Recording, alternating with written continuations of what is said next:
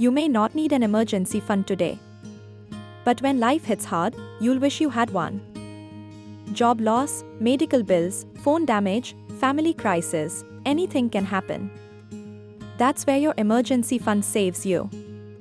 So, how much should you save? Start with 10,000 rupees, then build up to 3 to 6 months of your monthly expenses.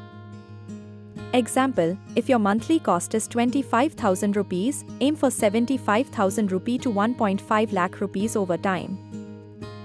Where should you keep it? Not in stocks or mutual funds. Keep it liquid, like high interest savings account, liquid mutual fund, fixed deposit, FD, with sweep in.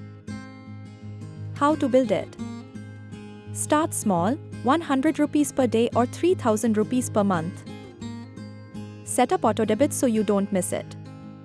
Only use this fund for real emergencies.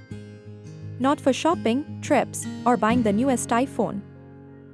Once it's full, move on to investing for long-term goals like a house, travel, or retirement.